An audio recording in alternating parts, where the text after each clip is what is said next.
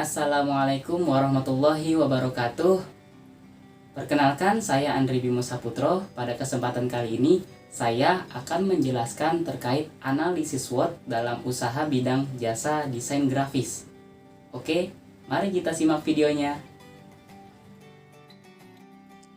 Apa itu jasa desain grafis? Jasa desain grafis juga bisa disebut jasa desain grafis atau jasa desainer grafis. Adalah sejenis jasa yang menghasilkan sebuah seni dengan memanfaatkan tulisan, ruang, dan gambar untuk mengomunikasikan sebuah pesan. Desain grafis bisa dalam bentuk fisik atau digital.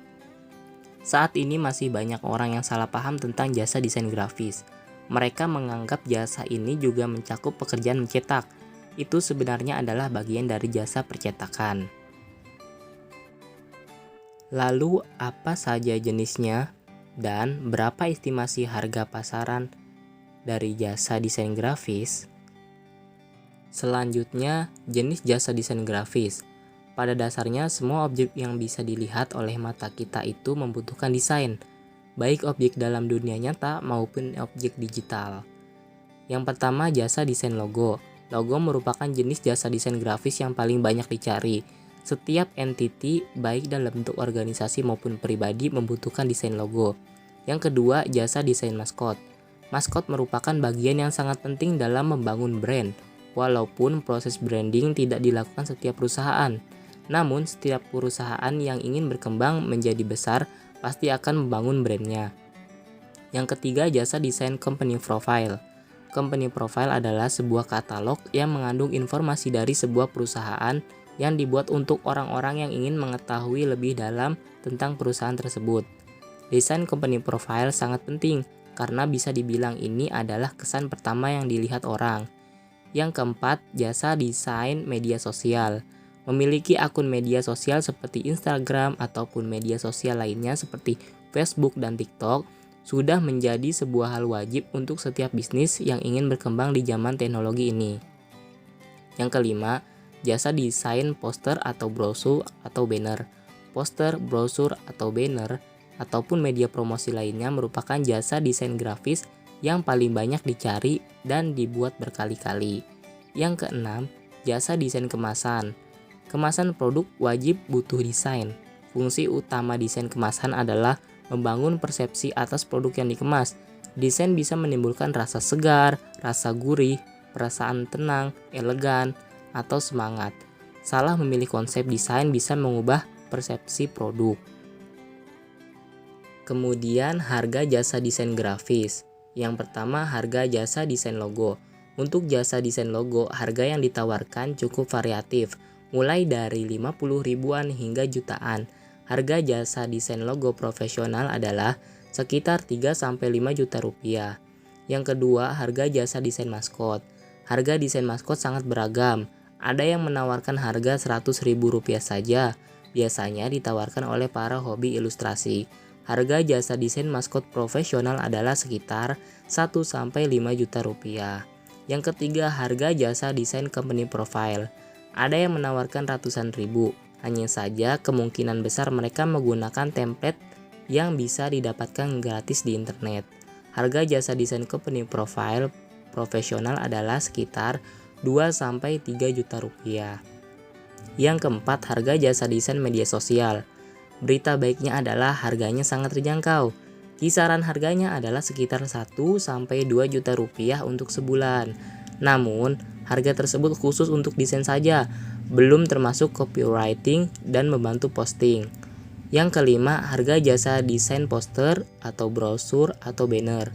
Kisar harga jasa desain poster, brosur atau banner adalah sekitar 500 ribu sampai 2 juta rupiah, tergantung pada ukuran media promosi yang ingin dibuat. Yang keenam, harga jasa desain kemasan. Harga yang pantas untuk desain kemasan adalah 1-3 juta rupiah. Bergantung pada bentuk dan ukuran kemasan. Selanjutnya yang harus diketahui yaitu sistem kerja jasa desain grafis.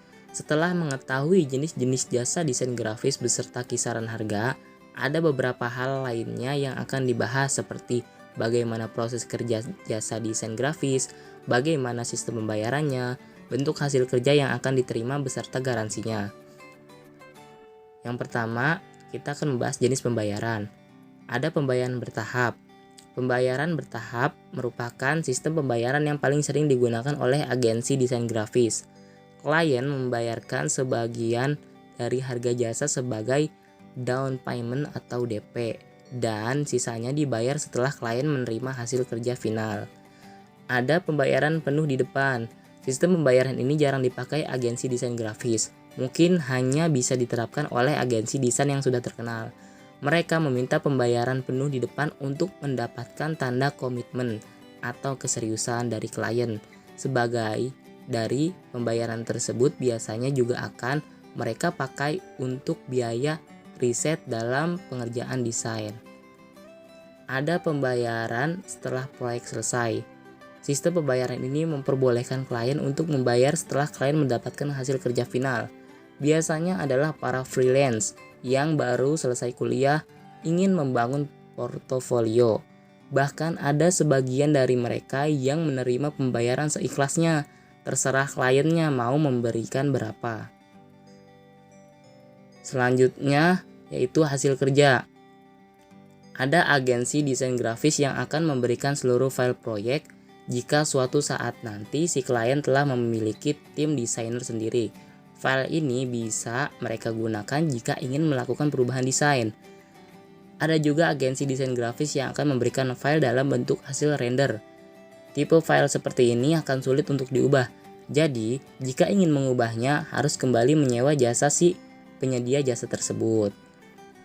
Selanjutnya yaitu garansi. Perihal garansi juga bergantung pada persetujuan antara klien dan si penyedia jasa. Bahkan kebanyakan agensi desain grafis terkenal tidak menawarkan garansi sama sekali untuk menghindari klien yang ribet. Nah, untuk itu jenis jasa desain grafis yang cukup penting seperti desain logo atau maskot, sebagai klien setidaknya harus meminta sebuah garansi jika tidak puas terhadap hasilnya. Adapun pemilihan bisnis rumahan jasa desain grafis dengan brand AB Kreatif Grafis. Kasusnya adalah sebagai berikut. Desainer ini masih pemula di bidang bisnis dan banyak sekali desainer yang sudah profesional dalam berbisnis. Keinginan dari desainer tersebut adalah dapat ambil bagian dari bisnis desain grafis. Adapun langkah pertama menetapkan tujuannya yaitu merebut peluang bisnis desain grafis. Langkah kedua menentukan elemen-elemen SWOT.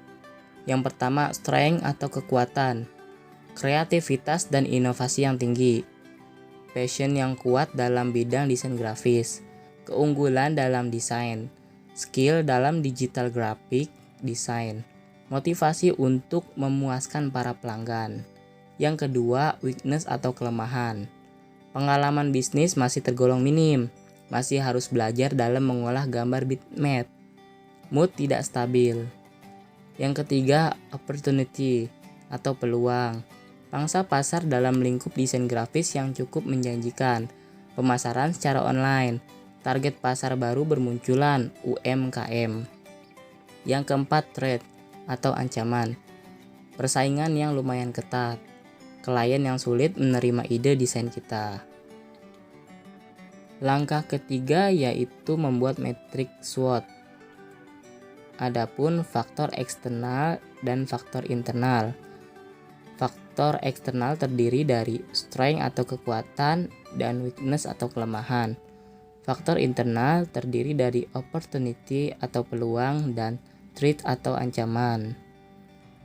Adapun penggabungan dari strength dan opportunity yaitu S dengan O, strategi.